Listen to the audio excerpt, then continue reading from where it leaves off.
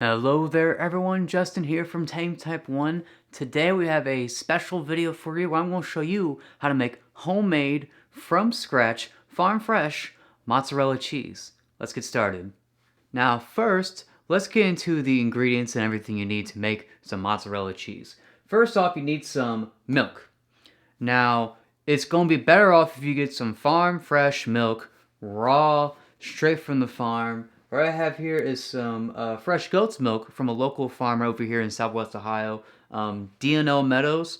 They have great milk. I encourage you to check them out. I guess I'll put a link in the description. If you're in the area, be sure to hit them up. They have a goat share you can get raw milk from. And also, if you're in the area, hit me up too. We can hang out. I always love seeing the fans. Anyway, first thing you need is some fresh milk. You can use pasteurized as well, like store-bought milk, but it cannot be ultra pasteurized. The UHT, ultra heat treated, no good. It's not going to work. You need the least pasteurized milk you can find, preferably raw. At the very least, it has to be whole milk, the fattiest milk you got. Goat milk's got a lot of fat in it, so it would be perfect for this. Next thing we need is some rennet. Rennet is what's going to coagulate it and make it into curds rather than liquid.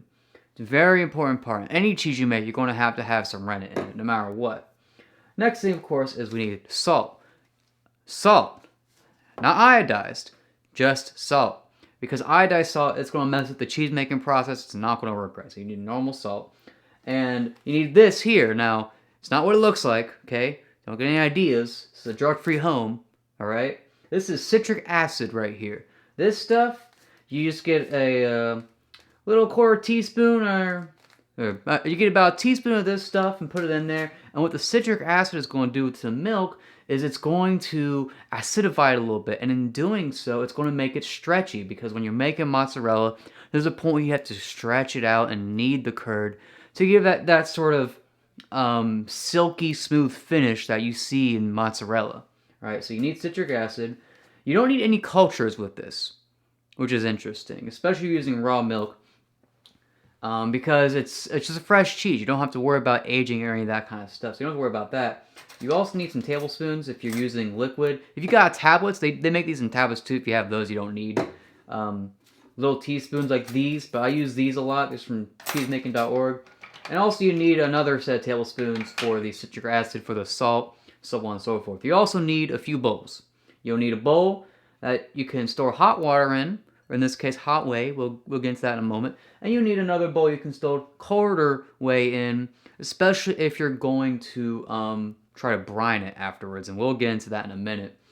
Now obviously you're also going to need a stock pot. You can heat your cheese in, because we got to heat this up to about room temperature, about 90 degrees, as if it's coming straight out of the goat.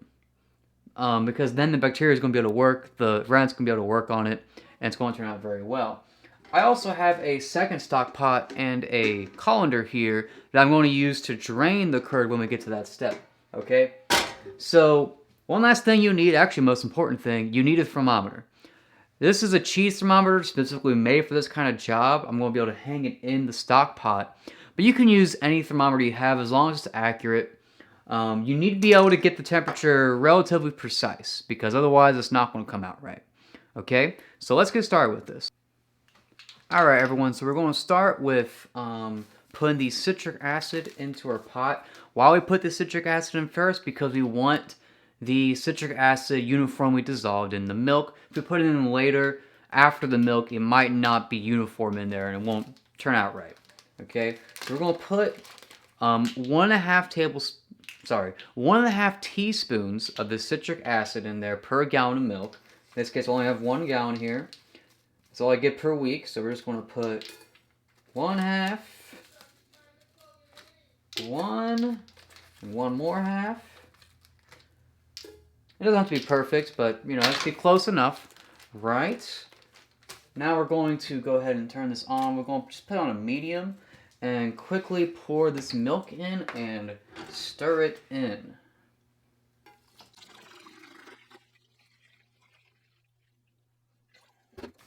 Got a wooden spoon we're going to use to stir this bad boy in. And give it a good stir because, again, you want to make sure that the citric acid is uniformly dispersed in this milk. Otherwise, you're not going to have a good time.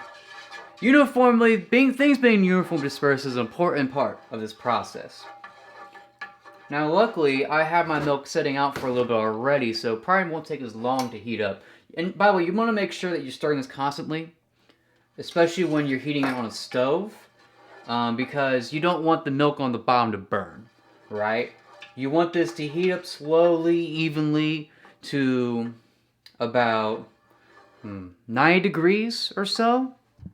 Okay, as you can see, well, you can't see it, but I can see it. We are at about 90 degrees now. Already turned off the heat. I turned it off a couple degrees before it hit 90 because the stove top is going to heat it up a little bit, and I'm not going to try to move this stock pot. I'm just going to keep it where it's at. That way it stays warm for what we're about to do next. Next thing, of course, is we have to add the rennet. Now, this stuff is very potent, all right? You only want to use a little bit at a time. The recipe calls for a 1/4 teaspoon of this rennet if it's pasteurized milk. If it's raw, you can typically do half of that. So I'm going to do 1/8 of a teaspoon.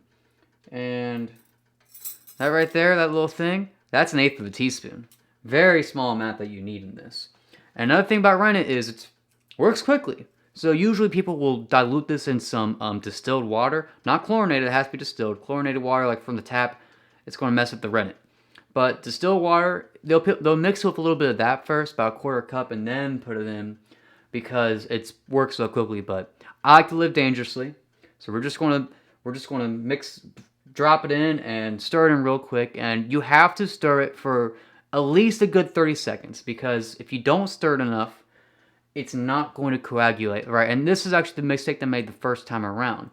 It wasn't quite curding correctly because I didn't stir enough, and I did not end up with an opportune mozzarella. So this is actually my second time doing this. I'll tell you another mistake I did here in a minute, but first let's get into the rennet.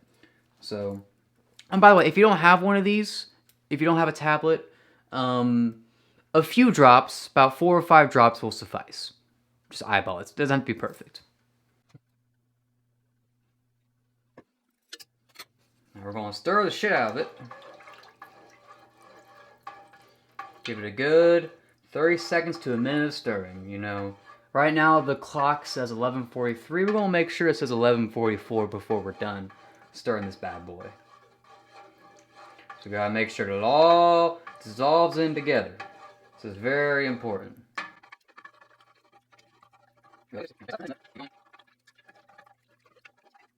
Once we're done stirring it, we're going to try to stop it. Alright, we don't want it to keep spinning forever, or else it won't curd rise. You gotta keep it still once you stir it in. Now it's nice and still. We're going to take this bad boy out. We don't need this in there now. And we're just going to let this sit for about half an hour. You need to give this time to curd up. And if you take it out, if you try to start draining the curds out too early, it might be too wet. It might not be able to form well. If you wait too long, it might end up being too dry. Now, some people like a drier mozzarella. It might last a little bit longer. But we're going to give this about 30 minutes, and we'll come back. While we're waiting for that to curd, I'll go ahead and mention that you don't need to keep the heat on. Like I said, turn the heat off. Otherwise, it's going to get too hot. It's going to be burnt on the bottom. No good. Just turn the heat off and let it sit. It's going to be, even just a gallon, is going to have enough volume in it to keep the heat for that 30 minutes that you're going to be letting the curd do its work. Let's talk for a minute about storing this cheese. This is a fresh cheese, so really you don't want to store it for very long, ideally. If you have a family or you have a lot of friends coming up for a party or something like that, I would say try to use it up as fast as you can within a day or two. If you just store it dry in a container or wrapped up, use it fresh because that's when it's going to be best. Now, if you're like me, you don't have a family yet, still looking for the right one, right? I'm not going to eat this much cheese in one day. I have a roommate who might have some, but even he's not going to eat all that cheese. So we're going to store it. And we're going to put it in its own way with a little bit of salt as a brine. Now, typically brines are water, salt, vinegar, and calcium chloride, but today we're using the whey. Why are we doing that? Because if you just use water and salt as your brine, it's not going to be acidic enough to store the cheese properly. The cheese is going to end up very slimy, a little melty, a little weird, because the cheese, remember how I put the citric acid in there? The cheese is going to be more acidic, it's going to have a lower pH than the water, and that's going to pose a big issue. So you need to use the whey because the whey came from that citric acid, right? So it's just as acidic. Sitting it in that whey is going to make sure that it doesn't get that sort of slimy, spongy texture. Now, you still can't store it for very long. We don't have the preservatives and all this kooky stuff that the factories have to keep cheese lasting a long time, mozzarella. We're making fresh, traditional cheese. It's not meant to last forever, okay? It'll store for about a week. And, you know, if you're a cheese fiend like I am, that's alright. Now keep in mind, as a diabetic, by the way, you don't want to overdo it on the cheese. Maybe I should make a video about this. Because cheese can, even raw cheese, which this is raw cheese, even raw cheese can, you know, have a significant impact on your blood sugar when you don't expect it to. You know, later on. It's not, it doesn't have any carbs, it doesn't have a ton of protein, but it's enough to where it can have a pretty significant impact if you eat too much of it. So don't go crazy with it, you know, just have a few, have a nice chunk, not a lot, for your meals, and you'll be just fine. You can also store this cheese in the freezer, just wrap it up and freeze it and warm it up when it's time to eat it. That's another way. Or you can submerge it in olive oil. That can work as well. And by the way, another reason we like using raw goat milk is A, it's fattier, which is good for a mozzarella cheese. You want that to be a fatty cheese. It's going to be more creamy and delicious this way. But not only that, but raw milk just has better health going on in it. It's got all the good bacteria, it's got all the good enzymes and nutrition that the pasteurization process, even the not ultra high treating one, the pasteurization process gets rid of a lot of that homogenization and all that. You end up with a nice homogenized cow's milk, but at the same time, you end up with a lot less of the good stuff that makes milk so healthy. Weston A. Price talks a lot about this kind of thing, and if you know anyone in that kind of group, you'll know they love their raw milk, they love their raw cheese, they love their raw butter, because you keep a lot of those cultures, you keep a lot of the enzymes, you keep a lot of the good stuff that the pasteurization cooks away. And if you're worried about, you know, if it's safe, don't worry. You know, humans have been drinking raw milk and eating raw cheese since time immemorial. It's only recently that we started pasteurizing it, but cheese is thousands of years old. It's been around since we have cows, really, because cheese is how you store cow's milk without a fridge. It doesn't keep it very long otherwise, right? This cheese is fresh, but other cheeses can last years and years and years in a cool cellar. So now we're going to check this and make sure the curds have formed. To do that, we take a little butter knife here, and we're going to sort of cut the curd, and if it cuts clean, that means it's ready to go. Just going to stick it in, turn it sideways, and pull up. As you notice, it splits, and that means it's good to go. Alright, beautiful. With that out of the way, we're going to cut this up into squares, about an inch or, you know, 3/4 of an inch wide both ways. So now we're going to do now with cut the curds. We're going to heat this back up until it hits about 105 degrees with our thermometer. And we're going to stir the curds as we go, and that's going to heat it back up a little bit because we need to cook these curds a little bit. Now that we've stirred the curds up to about 110 degrees actually, we're going to drain this into our colander stock pot. I'll show you how that's done. So, this is the reason I have this. Now you could just use a normal ladle to get the curds out and into the colander, but I prefer to just drain the whole thing. A little bit easier. You just gotta be careful you don't make a mess, because if you overflow this thing, whey's going to get everywhere, it's going to be a mess. Okay? So let's try this out.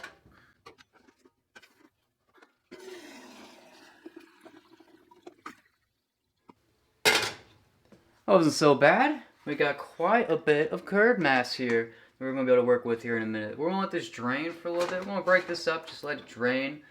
And once it's drained out for a few minutes, about maybe 5 or 10 minutes, we're going to salt it with a little bit of salt, and then we're going to start the stretching.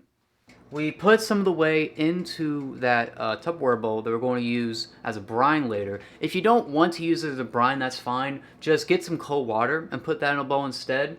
But we want to keep that whey and cool it down to use it, not just to cool down the mozzarella, but use it as a brine as well, like I mentioned previously. The rest of the whey we have back in the back stock pot, and we're heating that up to about 180 degrees. Why? Because this is going to be the hot water bath that we use to actually stretch the curds. Once it's hot enough, we're going to put it a little bit in that glass bowl at a time with the cheese and heat it up so we can stretch it out, and then we're going to place it in the cooler whey that we stuck in the freezer to cool down, and that will cool down the cheese so it stays a solid shape, and it also can act as a good brine. If you're not planning to store it in a brine, you're just going to eat it fresh, that's fine too.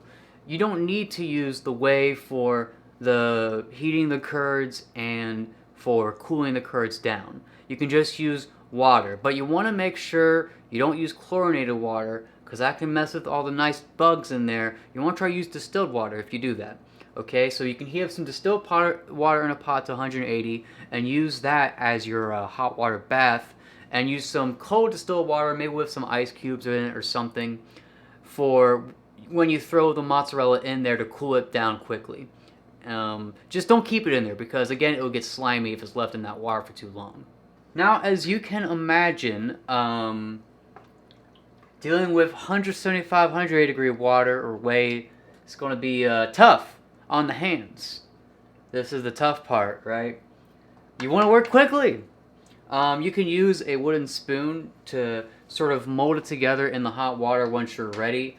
Alternatively, because you got to pull it out of there eventually either way, right? You could get some food-safe, heat-resistant gloves. You can find them at cheesemaking.com. I don't have these yet. I'm investing in them. So instead I just have some, rubber gloves, latex gloves I use for my meat preparation. And I'm hoping if I just double layer them, it'll be fine. If not, you might hear me scream in pain. Hey, that's okay. That's the entertainment value of these videos. You get to see me in pain. I deserve it every now and then, right? So we're heating this up right now, and we'll get to the stretching and the cooling here in a second. This curd's draining up at this point, so we're going to go ahead and salt it. Again, you need to use iodized salt, and you can't read it, but it says salt. It doesn't say iodized salt, okay? It's just normal salt. You don't want to use iodized salt with this because it'll mess with the cheese, right? We're going to put just about half a teaspoon of this in there, mix it in, and then we're going to go ahead and separate into little chunks and get started with stretching it. And now for the really fun part. Stretching the cheese in this hot-ass water. So first we're going to just take a chunk out of here. Big old chunk.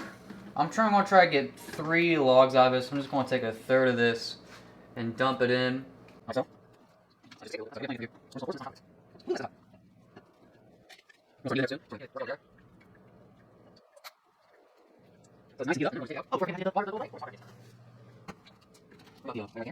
just going to take this out. Now that it's nice and formed together, we're just going to knead it, stretch it, and if you find it's not stretching much, just throw it back in there.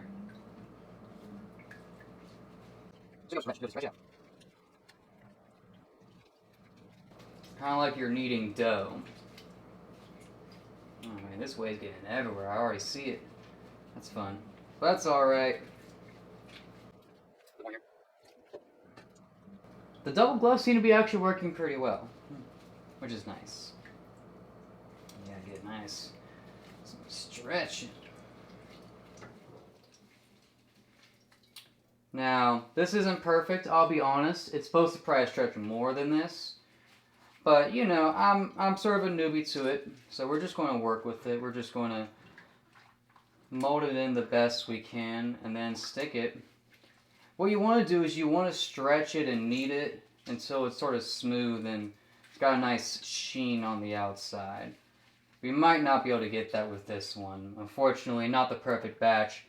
But hey, you know what we'll have is just a drier mozzarella, which is fine. Not a big deal. Form it into a ball. Form it into like a log here. Shape it up. And we're going to throw that in the cooler way. And we'll do the same thing a couple more times. All right, we're pretty much done now. Just about an hour in, and that's with me recording and explaining everything. You could probably, if you're very quick, get this done in about 30 minutes to an hour. It's a very quick process. Takes a little bit of patience, but nonetheless, you can get done very quickly. Now, as you saw with the stretching, it didn't go quite as it's supposed to. When you're stretching it, you're supposed to be able to really stretch out. And I think what I did wrong was I let it drain and it got a little too dry. So when you're doing this, be sure not to let it drain for too long. Do it the right way. Be quick with the process. Follow exactly the instructions. And I'll link a recipe from the cheese making website on the one I use. Of course, the brining, they say it's a little bit different. I recommend the way over the salt and water, but I'll link that in the description as well, so you can follow that as well as this video. This is only my second time trying it, so your first time might not be perfect either, but I guarantee you, yes, those clumps of mozzarella don't look perfect because I wasn't able to sort of stretch them and knead them like I wanted to, but that is the process, and, you know, it is a bit of a learning curve when you're learning how to make cheese. So, thank you for joining me, everyone. I'm going to I'm going to try a little bit of fresh right now and stick the rest in the fridge. Again, it'll be good for about a week in the brine. Otherwise, it'll be good for about a day if it's just set out to dry in a little wrap or something like that. But I'm going to give this a try, and I'll let you know how it is. Bon appetit.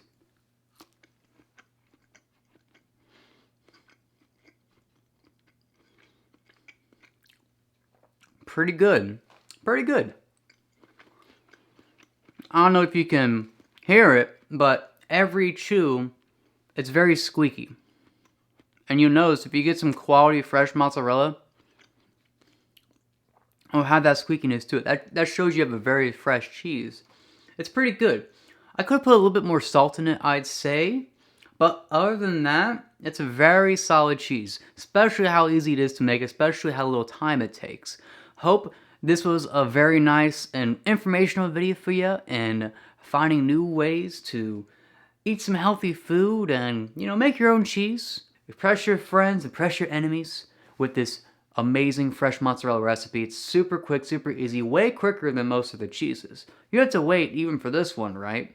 But it's way quicker than most other cheeses, which makes it a very convenient starting cheese to try out. If you'd like to see more videos about me making cheese, let me know in the comments. If you just like the video in general, be sure to give it a like, subscribe, share it around with your friends. Hope to see you next time, folks, and keep taming that type 1.